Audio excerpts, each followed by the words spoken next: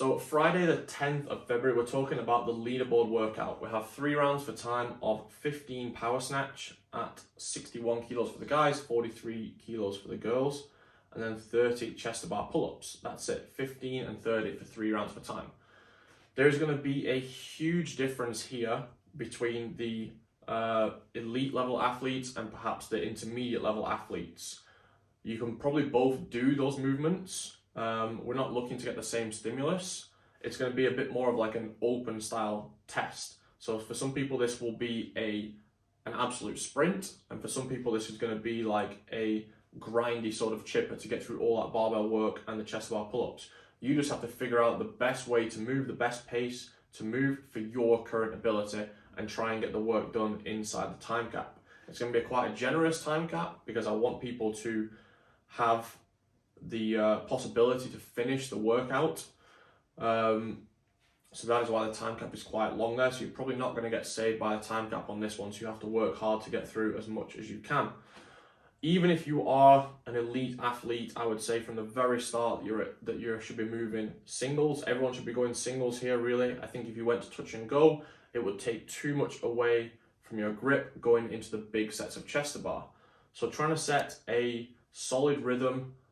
If you're a strong athlete, you should really just be letting the bounce of the bar dictate your pace. So you do your rep, you drop.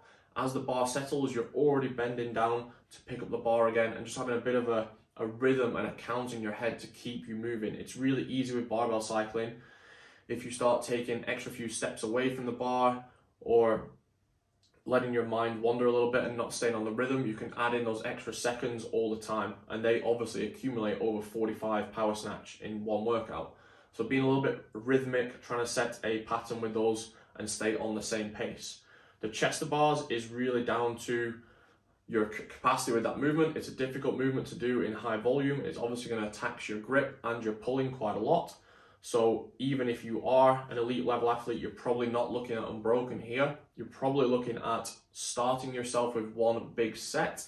So trying to get yourself over 50% of the reps is always nice. So if you can get yourself to 16, and then maybe you've got 2 or 3 more quick sets. If you are an RX or intermediate level athlete, you're probably looking at breaking into smaller sets from the start. So don't go big on your first one, like the advice I gave to the elite athletes.